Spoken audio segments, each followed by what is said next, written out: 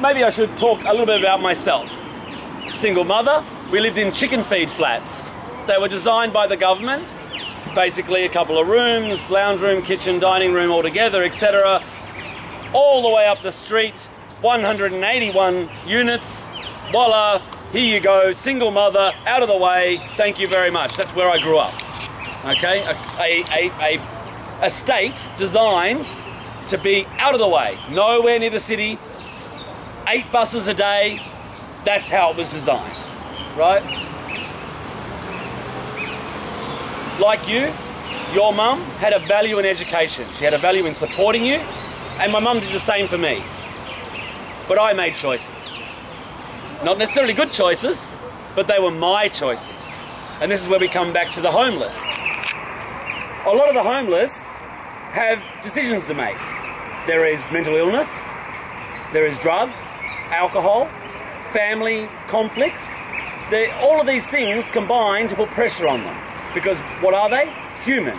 Ultimately, they're humans, right? So you suffer pressures and you weigh them up, and from the support base that you have is family, friends, and they give you or take away from you certain things. When you go to a lot of homeless people, they've made a decision. They do drugs. They've made a decision. Whereas their family base, they've stolen from, taken from, destroyed the family base. Where are their friends? A lot of them will tell you, this guy is my friend. Well, his payday's in 3 days, my payday was 5 days ago. I've lent him $50 so he could score. And now I get paid and I'll score. I know this. I know it without a doubt. I've been there. I know it all. And it's not a, I want to prove that I know more than anybody else.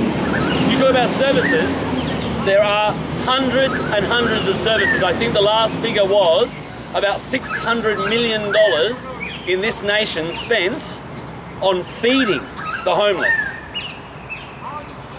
Now in Melbourne, many, many years ago, and you go look it up, they built an apartment block which was 110, 115 units, supportive care, etc. It cost them $200 million to build this apartment block. Industry got on board, private sector, and the government got on board, they opened it up, But you know what they did during that whole time?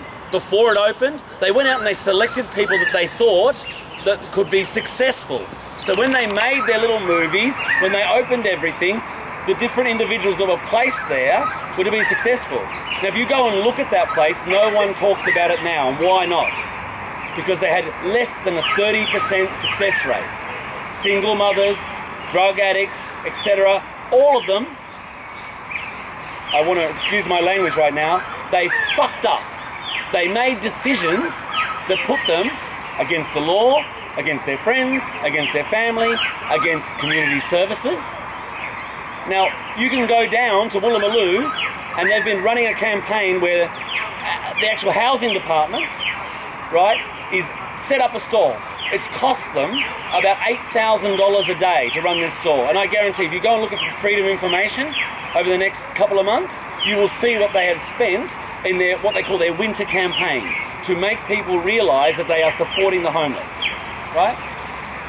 And they set up a store, and it didn't even matter if you were homeless, just show some ID, and they put you in a hotel. So they spent $8,000 a day on putting this thing up. 12.5 million last year was their winter campaign. Why? And I tell you why they don't, as in the individuals that they are trying to support, don't do anything. Because they don't want to. Why do I need to? Let's say I am that individual. Here in Martin Place this evening on a Sunday, there will be food. 7:30, 8:30, there'll be food.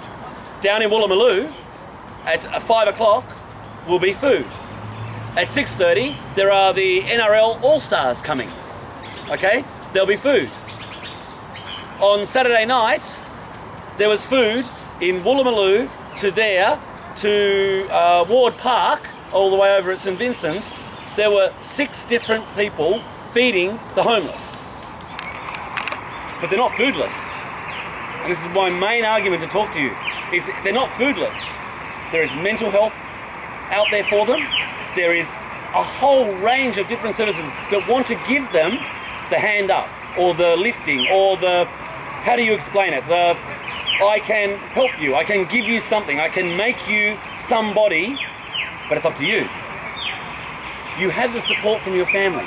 You've made decisions. You don't do drugs. Maybe you drink with your friends occasionally.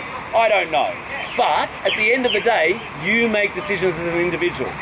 We can classify anything and everything as an addiction, as an affliction. But at the end of the day, you make choices.